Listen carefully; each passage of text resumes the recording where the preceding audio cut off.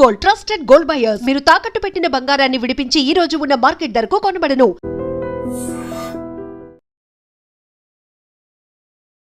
Hi hello నమస్తే, welcome back to iDream media.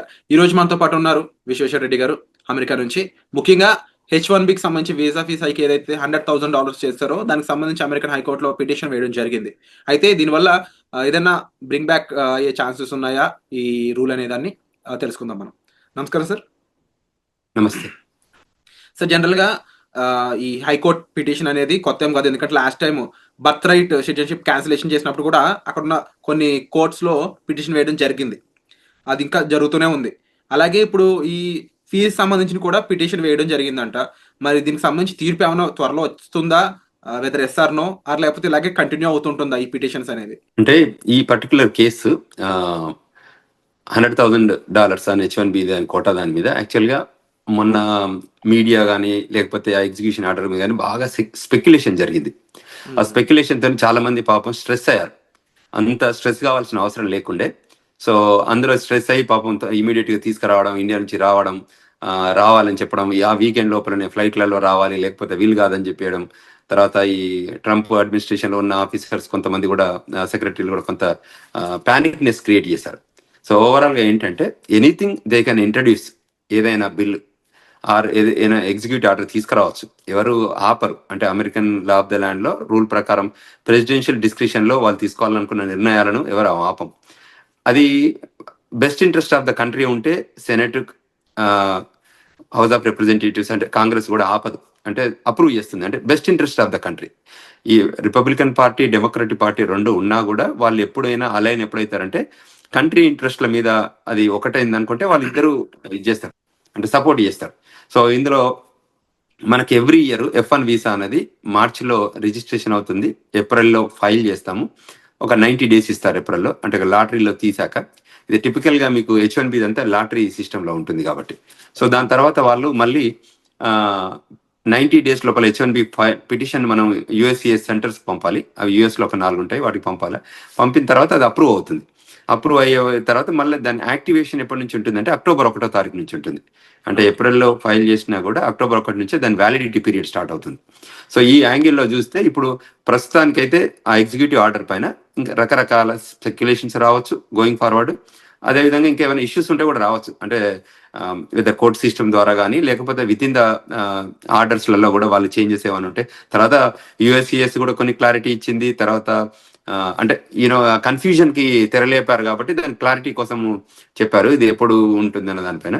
So మనకి ఇప్పుడైతే మనం దాన్ని వరి అవ్వాల్సిన అవసరం లేదు. మనం నెక్స్ట్ ఇయర్ వచ్చే వరకు ఇంకేమైనా చేంజెస్ ఉన్నా, ఇప్పుడు మనం మాట్లాడుకున్నట్టు త్రూ కోర్ట్ సిస్టమ్ కానీ ఇంకా ఏ సిస్టమ్ త్రూ అయినా కూడా మళ్ళీ హోల్డ్ చేయొచ్చు, క్యాన్సిల్ చేయొచ్చు, లేదంటే వ్యాలిడిటీ చేయొచ్చు. అంటే ఈ మూడిట్లలో ఆప్షన్ ఉంది.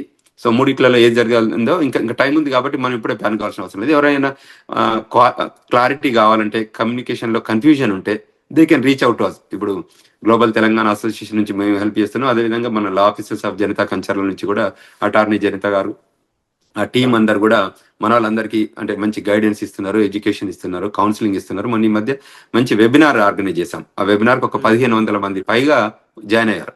అంటే ద ఇంటెన్సిటీ అంటే వాళ్ళకి ఏంటంటే కన్ఫ్యూజ్ అవుతుంది.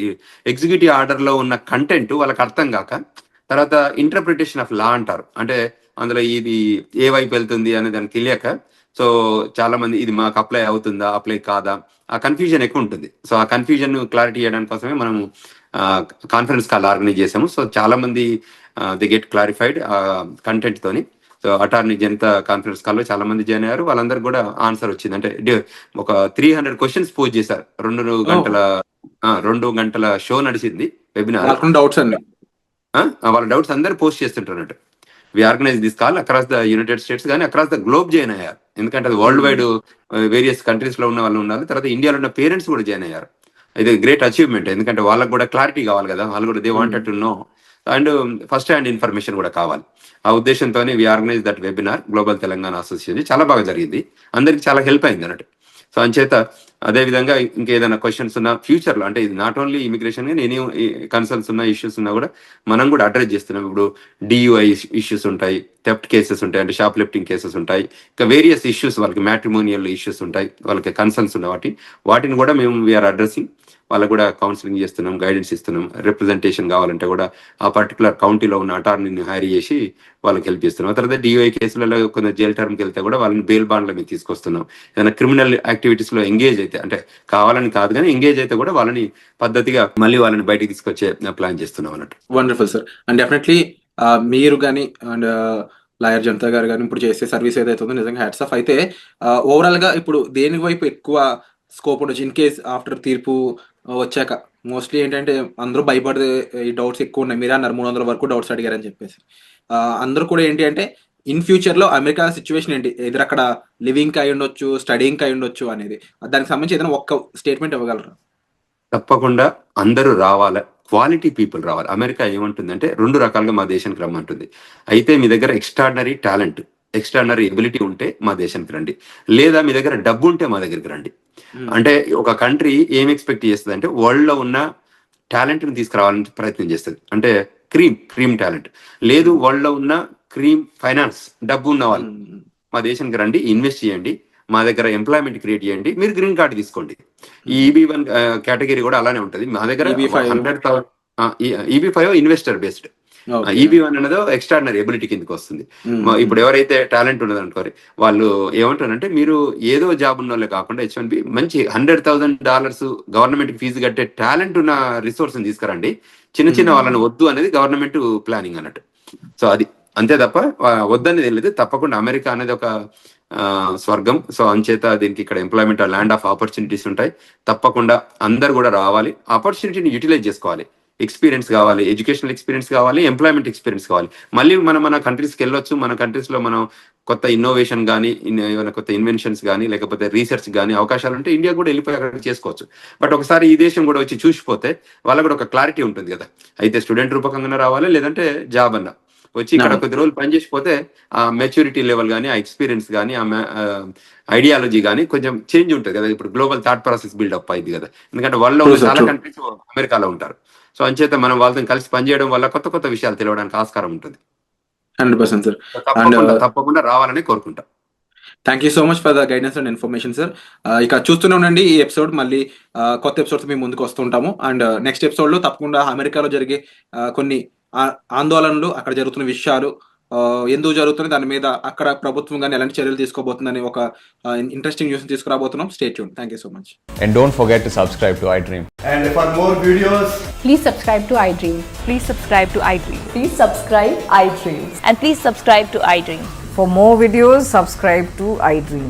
please like, share and subscribe to the channel. Congratulations, iDream. Subscribe to iDream. Subscribe to iDream. So subscribe to iDream Media. iDream की iDream team अंदर की huge congratulations. Please subscribe iDream Media. Please subscribe to iDream. Subscribe iDream. Please subscribe to iDream. iDream అంటే నా కళల channel subscribe చేసుకున్న నోరు తిరుగుతలేదు, మీరైతే గంట గుర్తు కొట్టండి. For more such videos, please subscribe to iDream.